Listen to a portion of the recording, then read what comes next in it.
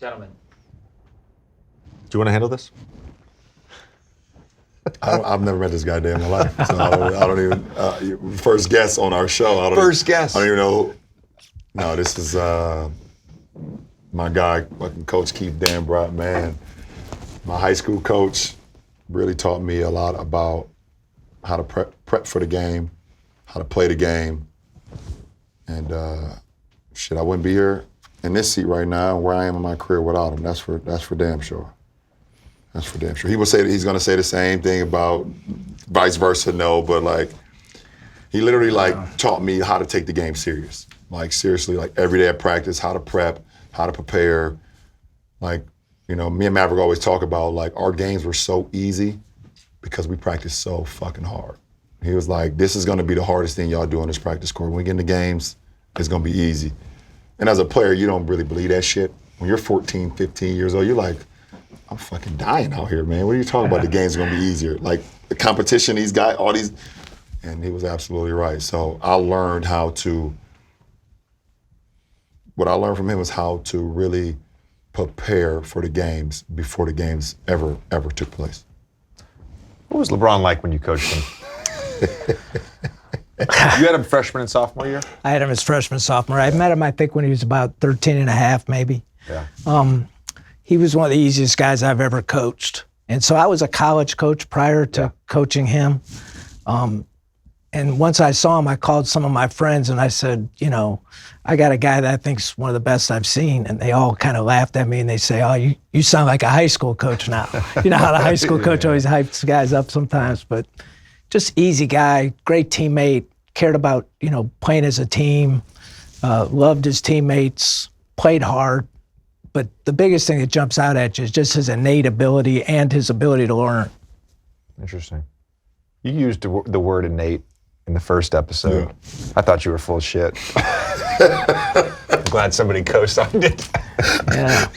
When you teach basketball, you just retired. Congratulations. Congrats, you. absolutely. Congrats on a hell of a career. Got a win in the tourney. Yes, sir. When you teach basketball, is there a difference in approach between teaching high school kids or college kids? That's a great question. So I had always been a college coach, so when I had that group, I treated them like college players. And they actually had the brains of above that. And then once I knew LeBron was going to be a pro, because I had 3 NBA guys before him, then I started to treat him like he had to guard Kobe in 4 years. So that's really how I treated him. I treated him like a pro. That's interesting. Did you feel that? No. Did you not know any different? No. I didn't know no difference. I mean, I'm just going out there and just like, I'm gonna just bust my ass, and this is a guy he's the head coach, so whatever he says, let's do it. Like, and like we all came together, like me and my high school boys, you know, we all came to St. V for a reason, and we wanted to win. We wanted to win a state championship. We wanted to win. You know, Maverick was doing, you know, recruiting before he was supposed to be doing it, and shit recruited me to St. V. But yeah, I just wanted to win. So like, you know, there was times where you'd be pissed off at him because you're not used to it. You're not used to, you know, this type of hard work. Is something different. You know, remember I was telling you in episode 1 how different it is going from, you know, just from grade school to middle school. You know, the intimidation factor of even just walking down the hallways, and then going from middle school to high school is even more intimidating. Now you're like being around kids with like beards and like people are driving to school. Like I'm a freshman in high school. I'm riding my bike, or if one of the coaches picked me up, whatever the case may be. So, you know, it was super duper different in a sense of anything else I had been up until that point by playing the game of basketball. How long did you coach total between high school and college? Well, I had a little sabbatical, so let me think about that. So I was 7 years at Duquesne, 13 at Akron as a head coach, and then 3 other years as an assistant, so close to 35 years. How do you coach a player that can't remember after timeout plays? Coming out of a timeout, you drop a play, and a player habitually forgets what he's supposed to do. As a coach, how do you coach that player? That's funny because we were just talking about that last night. I may have got some intel on that. So really what you do is you have an assistant coach that is assigned to that guy, and after you draw up the play, he redraws it up, and then tells them again about it, because there's nothing more frustrating as a coach and even as a player than somebody butchering up plays when you draw it up for them. LeBron knows this. I coach my son's travel team. It's a 4th grade travel team, 9 and 10-year-olds, and there's not a ton of like opportunities For ATO. to call timeout. Yeah, Like yeah, I'll right. drop the first play. If we Right. have the ball at halftime, I'll Yeah. drop it up. I think each team is allowed like 3 timeouts, and if there's opportunities, I'll draw it up where we have the ball. Because a lot of times, if we score on another team, they call a timeout. You don't have time to- Chaos is going to ensue Yeah. at the change of possession, right? Yeah. So it's just like, but it's interesting because I have to deal with that, right? And the one thing I've learned this season, because it's my 2nd year doing it, is I tell the kids, not every kid, but I tell the kids that need to hear this, just watch what you're supposed to do. There's a lot of stuff happening. Just watch what you're That's a supposed to do. good point. It's really good. I think the hardest thing, and this is where I'm curious for both of you, coaching it and having coaches do this. ATOs are such a very specific thing, and a big part of running an ATO correctly is timing. And so practicing ATOs, like, did you practice your ATOs? Did you have a list of certain plays that were ATOs that were outside of your normal sets or concepts? And have you had coaches that actually practiced ATOs? So I know a lot of coaches do that, but I'm kind of a coach that plays off the feel of the game. So I'll usually run one of the sets that I think is going to go at that particular time. That way you're not as limited as to what you can run at a certain time. Right. But obviously we've practiced all of those. And we probably spent more time this year, for instance, just on 5-on-0, just making sure our guys knew every little aspect of it. And you make a great point. You can run a great set, but if you don't execute the screen or the cut or understand how to bump a screen or go tight off of a screen, none of it really matters.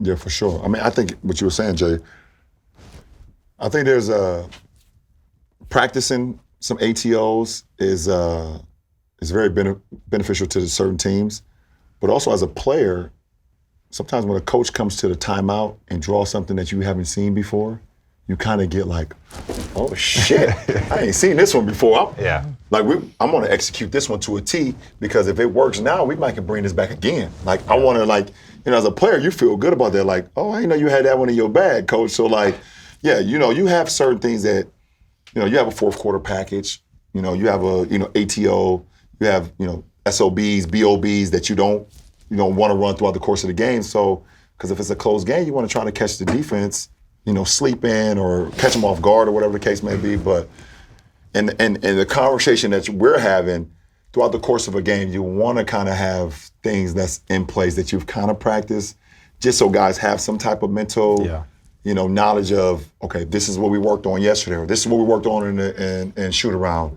But it doesn't always happen like that, because coaches and players, like, you want to do shit that you want to be able to make in-game adjustments that maybe you didn't have an opportunity to prepare for that earlier that morning, or maybe it is a back-to-back and you didn't really have shoot around. You didn't have an opportunity to, really put in, all the stuff that you may have wanted to put in if you had a practice day. So I think it's all situational. Yeah, the reason I bring up the timing thing is because there's certain parts of after for timeout sure. plays, It is very important. when you cut, Yeah, for when sure. you set the screen. Absolutely. Like, a big part of ATOs is misdirection, Yeah, for sure. right? And so when that misdirection is occurring, that's important. Yeah, for sure. Right? The other reason I ask is because Doc was great with this, and Brett Brown was great with this, is end of game need plays. Yeah. So we had need 2 plays, need 3, need 3 Yep. plays, Yep. and we would have a package. And by the way, that package would change throughout the season. Yep. So if we ran a play a couple times in a need 3 situation, And it didn't work or all whatever. right, or let's even if tweak it did, we would have to Yeah. we'd have to disguise it, Yeah, and then we'd have to for sure. practice that, right? Yep. And you mentioned something really good. I think, obviously we can't advance the ball in college. Yes. So I do think some of your side outs can be plays that you run from a normal set, so that guys can actually do the same thing. And then the ability to save plays for late in the game too. Yeah. Like I always try to save 3 or 4 that I like to run late that I haven't run the whole game, or like you said, maybe put them in a closet for 2 or 3 weeks and then bring them back 2 or 3 weeks later. I like to do that as well. Based on the guys that you have coached throughout your career, what are the skills that translate and transfer from high school to college, college to the NBA? Well, I think, there's a lot of guys that have talent, but there's a lot of guys that don't have a good enough brain to play in the NBA. You have to understand the game. You have to understand, what it takes to make the league. For instance, we had the Thomas twins who LeBron knows, that played for us at Eastern Michigan. One of 9 twins that played in the NBA, free agent guys. Charles never averaged more than 11 points a game in college, but he had a skill set good enough to be able to play defense, be able to handle the ball enough, and shoot the 3 ball enough to play in the league. And I think a lot of guys think they have to score to play in the league, but you have to be able to guard to play in the league. You have to be able to play a role. You have to be a good role player, because there's not many guys like LeBron. Most of the guys in the NBA, and you guys know way more than me, are role players. So you have to be really good at something. Thanks. I think you were a little more than a role player. No, absolutely. Yeah, absolutely. You got a clip that I sent your ass the other day. Yeah, exactly. I would argue everybody's a role player. That's true. His role is just to be the guy, right? Luka's role is to be the guy. That's his role. The connotation, there's a difference between definition and connotation, right? The connotation of a role player. Most 19 and 20-year-olds don't want to hear that. Right. I'm going to be a role player in the league, right? And that to me is a struggle. And it's interesting you bring up the brain, because I think part of the brain and part of, curious to get your thoughts on this too, part of lasting in the NBA, skill set, talent, size, strength, all that stuff, super important. Basketball intelligence, super important. What about emotional intelligence? What about being able to be a part of a group, be a part of a team, navigate locker room situations, navigate relationships with coaches, navigate relationships in the training room? I think to some degree, that's maybe not equally as important, because you need all the stuff beforehand, but to last in the NBA, you have to have a level of that. I mean, it goes back to the saying that I told you about. One of my good friends, Jimmy Iovine, always talks about, when the shit gets bigger than the cat, you get rid of the fucking cat. And what he's saying, basically in basketball terms, is a lot of players, when they're at their peak of performance, but on the side that you're talking about, they haven't respected authority. They haven't come in and just wanted to be a part of the group. But they was averaging 25, 30, or whatever the case may be, and they were the shit. When that stuff starts to dwindle, and the shit is not as good as the individual anymore, they get rid of the cat. And we see it in our sport. You see it in sports in general. You have to play the game to play the game as well. And at the end of the day, being a good person shouldn't have to just be dedicated to just sports. That's fucking life. Yeah. Just being a good fucking person. Hey, how you doing? Good morning. Okay. Am I having a bad day? Okay, I might be having a bad day. All right. Yo, you all right? Like shit, like just normal shit. Like if I'm walking to a door and a woman is beside me, no matter if she's a stranger or not, if she's an older woman or younger, like hold the fucking door open for her. Why? I don't understand. Why is that such a that should be easy. That should be easy, but it's not. Not everybody does it. Sports? I had vets my rookie year that were like, dude, you're coming into the practice facility. When you walk in a room, say hi to everybody. Acknowledge people, right? I was in my shit. I wasn't playing. I was upset. And you have to take that into account as well. No. But at the end of the day, there is 22. I was young, but I think that helps you last longer in a department that you want to be a part of, because you just play the game a little bit. And no one's telling you to be fake. No. It's not that. It's not being fake. It's just being human. Like be a fucking human being, man. No matter whatever you do. That's a fine line between being in the league and not being in the league, right? So when you go 12 to 15 or whatever, right, the coach doesn't really want to be around somebody that's not a good person. because there's somebody probably just as good as you or close to as good as you that you can play with that probably aren't going to play anyway, right? At that point. There's a lot of guys I know that I'm friends with that had 9 or 10-year careers that never played more than 10, 11 minutes in a game, never were really an 82-game regular rotation player, but they were great fucking dudes. Yep. And they lasted 9 or 10 years and maximized their career because of this very thing we're talking about. And if you get that 10th year, you get that pension. You get that pension, you get that health care. That health care, you get that. Lifetime. Yeah. The influence of the game in the NBA, European basketball, on the college game. We maybe had talked about this, and we haven't really dove into this.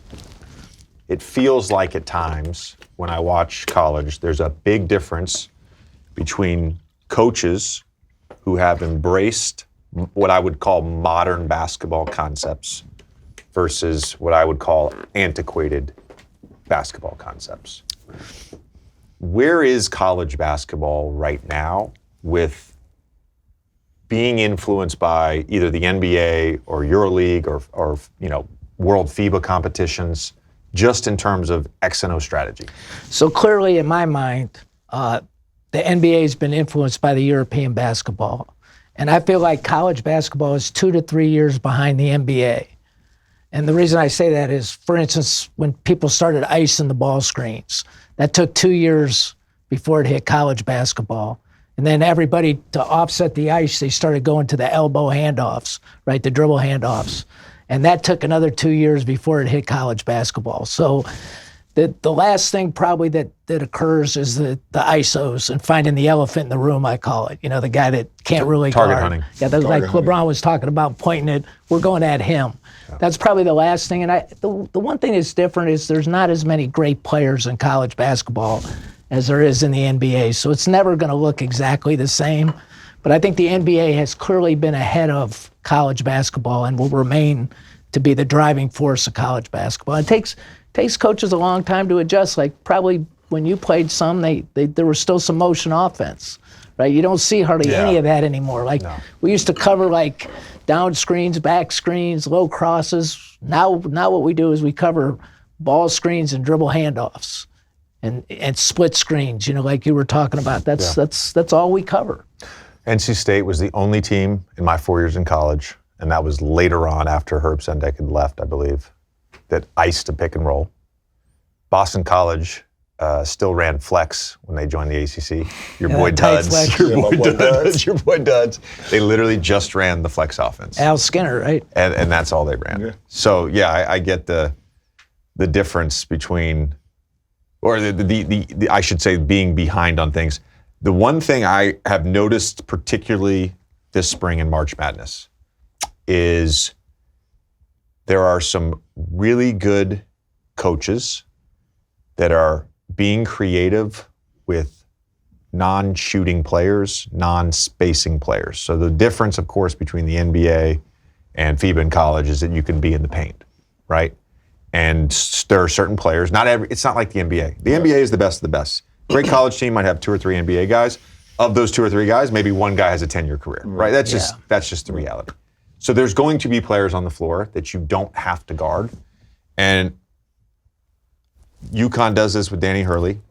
I saw the Baylor women's team do this at the end of a game on a need 3 situation, is you use the non-shooter in the corner. You put the shooter either on the block or on the same side wing, skip pass, either uphill DHO or a DHO to the person on the block. And Baylor used it to get a game-tying 3 to send it into overtime. Yeah, because then his man can't really help on those hands. So far away from him. So far away. You have to, I think that's one thing, and I think the other thing is using your shooters as screeners more. Both on the ball and off the ball. Back screen, into a down screen or back screen into a ball screen, just trying to get your shooter involved. But your idea is a really good one because they're always late. You were talking about being late to the handoff and the ball screen, the overreaction. That's a good point. When UConn runs that play with their big guy, there's constant overreaction. They get slips, they get threes. You saw it last year. Obviously they're doing it again this year, but Jordan Hawkins got so much action Yeah. last year over that because they had a non-shooting big out there. Obviously, Jordan Hawkins is being body to body, but X4, X5 does guard a non-shooter. He can't get back up the floor. I just want to draw one play. I just want to draw one play. They're not used to being out there either. Right. I'm sorry, I got to draw. It's like a fish out the water. Because I'm like a, especially in college, where these people guarding non-shooters are literally Did you just see? standing. I mean, in I the saw. paint. I hate to bring it up, but Illinois went 55 real minutes without scoring a point versus UConn. UVA had 14 in the first half and went like, I don't know, close to 43 minutes without scoring an actual point. Yeah, it was insane. Cheers, coach. Man. Cheers, cheers. Man. Good All seeing right, you. so like if a team is top blocking a shooter over here, let's say this is fluff. Yep. This is fluff. This is like the 4-man going to screen. You've got your 5 over here. Yep. This guy's pulled all the way. This is where the ball is. This is right here. college. This is what I'm talking about. Yep. You set this up with the away screen. This defender jumps into a top block. Yep. This guy is just sitting in the paint. You skip past it to the corner. Yep. Here's the uphill DHO. Yep. Now this guy's going to be late. Yep. This guy's out of position because he thinks this is coming. Yep. There are ways to get around the spacing Yeah. issues in and college. and the same thing he was saying. If I'm being top blocked, right, and the big comes sets the pick and roll, or sets the wide pin, if I'm the guy that's being top blocked, I'm the shooter. I can go underneath, snake it, and set the ball screen on the ball handler. Now my guy's top lock. He can't switch. He can't help. Now the ball handler comes off naked Yeah. because my guy's only worried about me coming off to get a shot. I used to do that with Joel. Yeah. Remember our elbow 2 action? Yeah, absolutely. Left elbow, I'm in left Absolutely. corner. And a lot of teams would top block it. Yeah. And I would literally Screen, you just- walk my guy up So into two- Joel's you man. screen two guys at Joel once. would spin, he'd get a layup. Yeah, you dunk. get you screen two guys at once. That's Absolutely. great stuff. Coach, before we let you go, and thanks for being our first guest. Well, thanks for having me. I got a question for you, and I'll ask LeBron this in 2 or 7 years. We're not really sure. What are you going to miss the most about the game of basketball and about being around it every day? I just think the effect you have on people. You know, I think one of the things that I always tried to teach LeBron was you're going to hit some rough moments, but you got to battle through. I think that's the biggest thing is these young people need advice as to how to handle adversity. Because what happens a lot of times is they get bailed out of adversity now. And nobody really teaches them what to do when they hit it. Because we've all been there, right? We've all been in some tough situations. Just when you think things are going great, something happens. And if you don't know how to handle it, it's really difficult. Yeah, that's great. All right, cheers, guys. Cheers. Coach, appreciate it. Thank you. Appreciate you. Cheers. We're good.